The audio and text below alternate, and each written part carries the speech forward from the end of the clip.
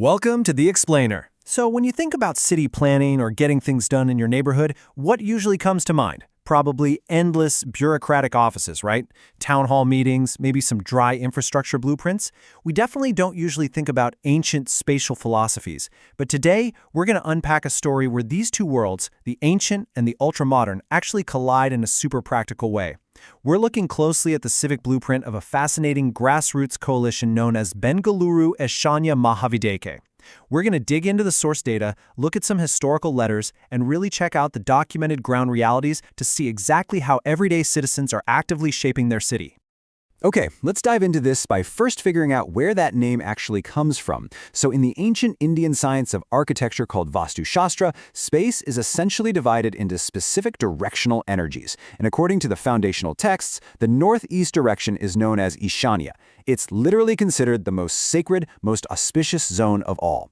The whole underlying philosophy here suggests that the energy flowing from the northeast actively promotes wisdom, good health, and overall prosperity. It's basically a direction that's meant to bring total balance and well-being to a space, whether you're talking about a single home or an entire sprawling community. Now, if we take that ancient concept of positive northeast energy, we actually find a direct, very real modern parallel in our focus for today, Bengaluru Eshanya Mahavedhike. Roughly translated, this means the Bengaluru Northeast Great Forum. It's this modern coalition of residents who are deliberately using that geographic and philosophical identity to channel highly organized civic action right there in Northeast Bengaluru. So they aren't relying on mysticism here. They're essentially trying to manifest that positive energy and prosperity through highly structured collective community work. And honestly, the sheer scale of this coalition is what makes it so incredibly impactful. Bengaluru Eshanya Mahavedhike, or BEM for short, isn't just a handful of concerned neighbors getting together on a weekend. No, it represents the collective bargaining power of up to 28 different resident welfare associations.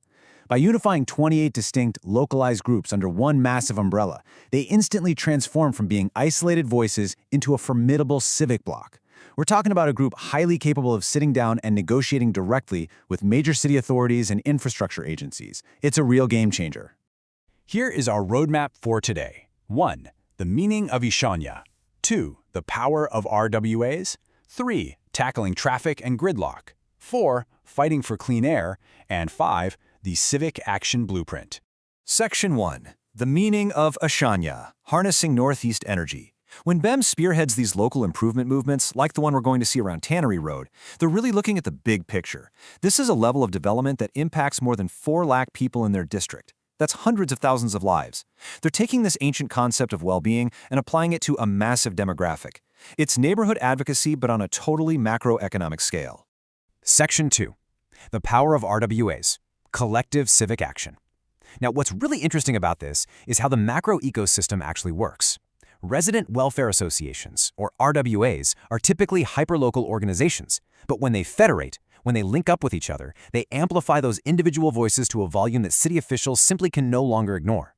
They take a single complaint about a nasty pothole or a broken streetlight and transform it into a highly structured dialogue about big issues like urban planning, transparency, and resource allocation. And, groups like BAM are operating within this really deep, hard-fought legacy of civic participation in Bengaluru. Decades ago, organizations like Civic, the Citizens' Voluntary Initiative for the city, really laid the groundwork for these modern federations. They championed systems like Janaspandana. These are proactive grievance redressal meetings designed to bring citizens face-to-face with actual officials from water, electricity, and traffic departments.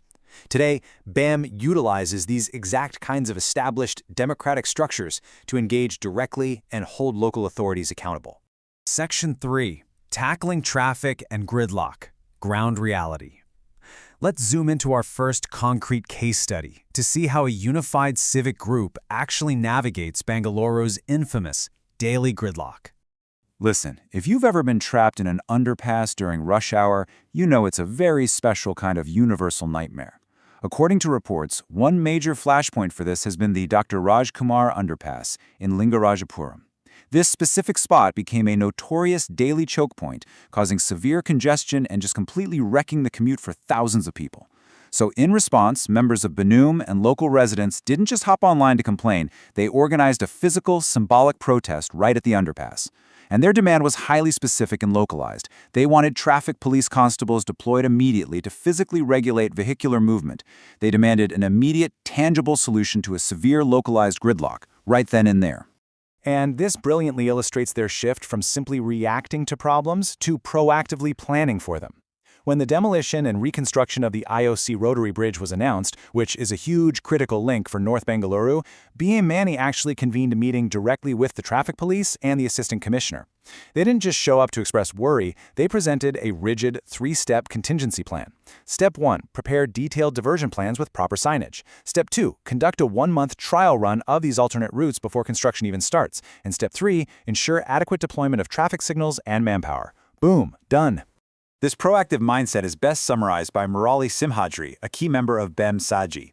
He stated, "A trial run of diversion routes is essential so that commuters can adapt and authorities can identify issues before the actual closure." Just notice the language here. It's not adversarial, it's highly collaborative and logistical.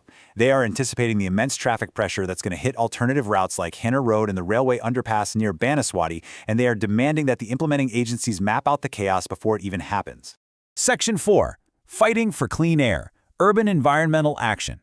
Because BEM's civic duty isn't just about roads and vehicles, it's about the very air the community breathes every single day. The ground reality in Northeast Bengaluru, as highlighted by these civic groups, is a deteriorating air quality situation that's directly linked to rising cases of serious lung ailments like asthma and chronic obstructive pulmonary disease, or COPD. And again, BEM's approach here is entirely solution-oriented. They formally proposed a detailed plan to install large air purifiers right along the city's heavily congested ring road. But what makes this particularly innovative is the funding model they suggested. They're urging authorities to tap into contributions from nearby corporate establishments. They are literally looking at public-private partnerships to build essential, life-saving public health infrastructure. Section 5. The Civic Action Blueprint. Making an Impact. Now we can really start to see how all these micro-actions form a cohesive, incredibly effective strategy. BEM's multifaceted campaigns tackled distinct urban problems with tailored, actionable proposals. I mean, look at this. For air quality, it's corporate-funded purifier grids. For the broader Tannery Road development, they collected actual resolutions for improvement from local corporator representatives and various stakeholders just to force the start of development. And for the Lingarajapuram underpass, it was the direct deployment of traffic police. They absolutely do not use a one-size-fits-all approach. They adapt their civic tools to the specific nature of the exact problem at hand. Let's move to and see how this builds on a really strong legacy of documentation. This 2012 letter from the Richardstown Citizens Association perfectly captures the exact DNA of how groups like BEM operate today. Formal resolutions, RTI inquiries, written demands, and persistent documented communication, these are the absolute backbone of this civic action blueprint. It proves that creating a model ward or a highly functional neighborhood isn't just about shouting the loudest. It's about maintaining a relentless, documented paper trail of accountability. To really anchor the core takeaway of today's explainer, I want to leave you with this fantastic philosophy from Mahadeva Murthy, HM. He's a governing council member of the Bangalore Apartments Federation, and he firmly believes that even small acts by citizens can bring significant change. When you take those small individual acts and multiply them by 28 federated residents associations advocating for 4 lakh people, well, you are no longer just hoping for positive energy, you are engineering it. Which brings us to our final thought.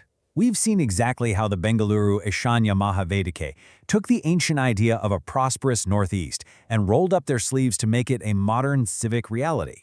So, I want to turn that mirror on your own community. What could a unified federation of neighbors achieve in your city?